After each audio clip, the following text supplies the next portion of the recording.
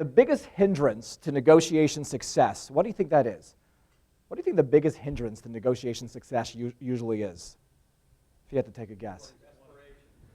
Desperation, ego. Yes, absolutely. It's ourselves.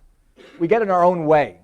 We sabotage ourselves in negotiations with our need to be right, with our need to be liked, with our need to not give the other party a deal because we just don't like them.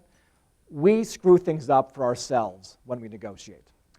And part of successful negotiation is creating a setting for negotiation, a setting of collaboration. We need to start incorporating food into our negotiations. In fact, they did a big experiment at Harvard a few years ago where they had a number of people negotiate in a conference room, no food whatsoever.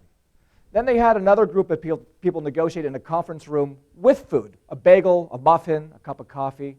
And then the third group negotiated in a restaurant over a meal. And what they found was that the people who negotiated in a restaurant did 12% better than the people with no food. And the people who negotiated in a conference room with like a bagel and a sandwich and a coffee did 11% better than the people with no food. The reason why they're finding that this is true is because of a feel-good chemical called glucose. Whenever we eat, we get glucose running through our system. Glucose does what I just told you not to do, which is getting in our own way, conflict, emotion. When we have glucose running through our system, we feel better, there's less emotion, there's less conflict, there's less combativeness, we get along better with the other party. Also, the mimicry behavior. So when we eat with the other party, and I'm eating and I'm using my fork and you're eating your fork and I'm taking a sip and you're taking a sip, this mimicry behavior also creates a better relationship as well. We feel more connected to the other party. In fact, one of the largest experiments ever conducted in this area, it's a famous study, it's called the Hungry Judge Study.